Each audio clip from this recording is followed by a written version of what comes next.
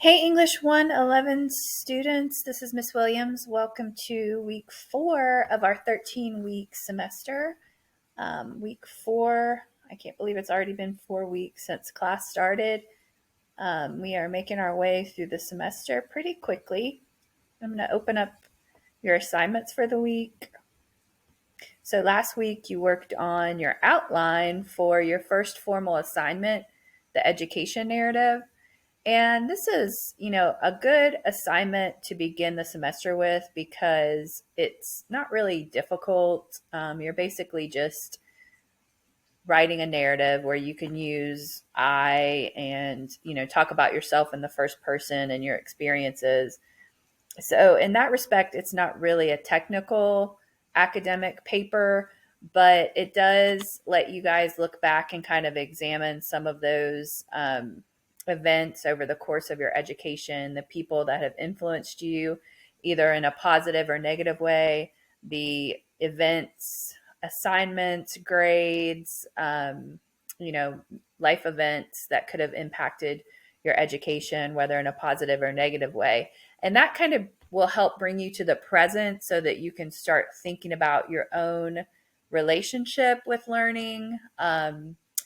Do you tend to gravitate towards classes that are just easy for you and not take classes that are more challenging? Do you tend to wait to the last minute to get things done and not really manage your time wisely? Some of those things I think help us evaluate, by looking back, we can kind of help evaluate where we are now and then maybe make some changes for the future, especially when taking college classes at such a young age.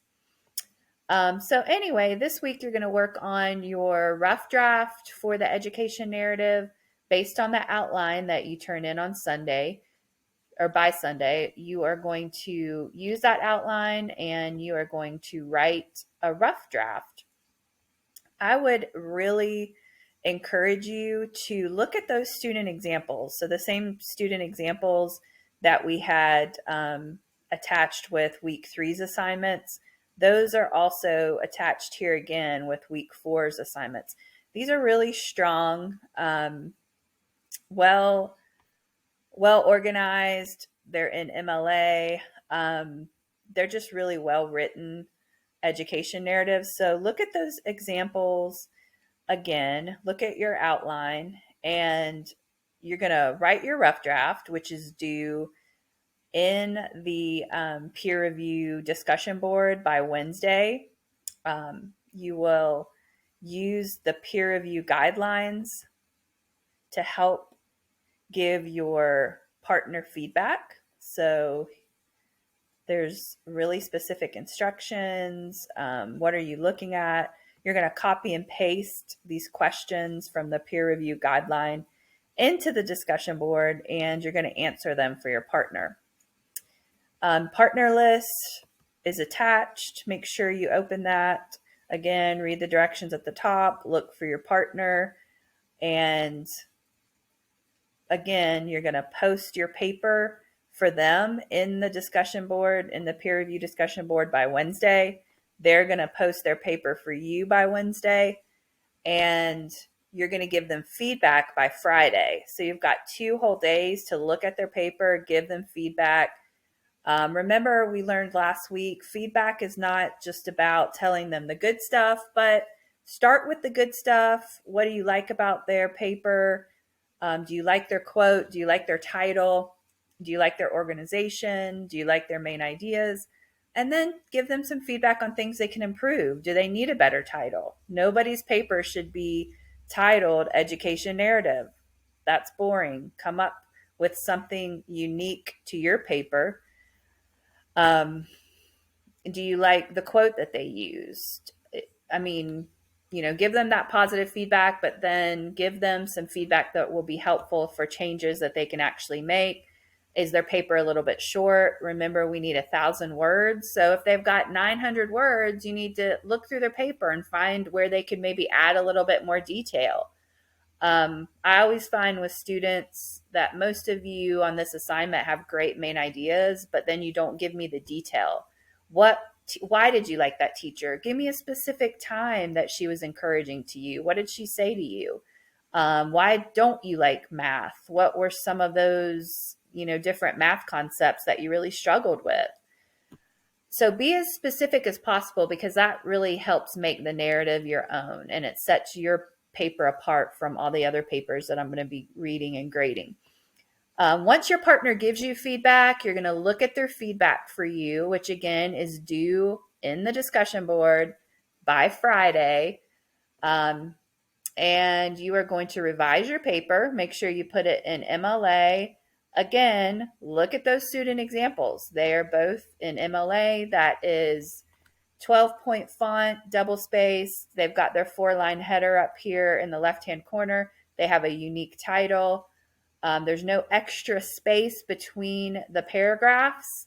It's just a beautiful, well-organized, double-spaced, Times New Roman 12-point font paper. So once you have revised, everything's in MLA, you can download your Google Doc into a PDF. If you don't know how to do that, let's see. Go up here to File. You've got your essay open. Go up here to File and then download. You can either download it into a Word document, you can download it into a PDF. Either will work. So just make sure that, your name and your 4-line header are up there before you do that. If you've got Word, if you would rather use Word rather than Google Docs, that's fine as well. Just, turn in a Word document. I don't want any links. So if you are working in Google, that's fine, but you're going to have to download that Google Doc into a Word document or a PDF before you turn it in. So this is the link with this week's assignments where you'll turn in your final draft. The final draft is due by Sunday at midnight. You'll just click on the link and it will let you create a submission and upload files. Again, I don't want a Google Doc link. I will give you a 0 and tell you need to listen to this video and do what I asked you to do, which is to turn in a PDF or a Word document. And then you submit it. If you need to do multiple submissions because you realize you did something wrong or you need to go back and fix something, you can submit as many times as you need to.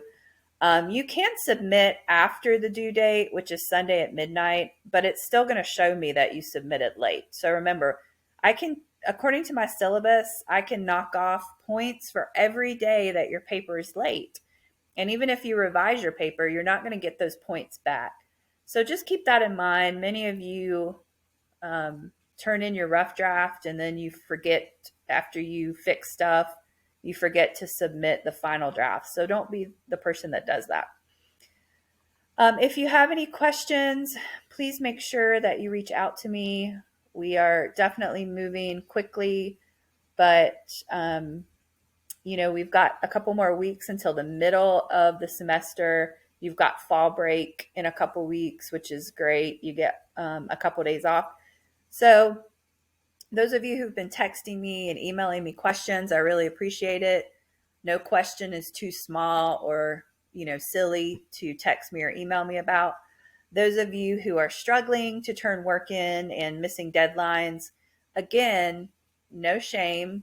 Really evaluate your schedules, evaluate your class load, and think about whether this is the right time for you to be taking an online course. And, make sure you talk to your campus counselors about that. If you're feeling that it's just too much of a time commitment, you don't have the time, you don't have the ability to kind of manage your time right now in that way that helps you be productive in this course, no shame. Talk to your campus counselor and figure out what you can do about that. Most of you are doing great, though. I've got about 100 students this semester in a couple different sections of English 111, and by far, I would say 97% of you are doing great.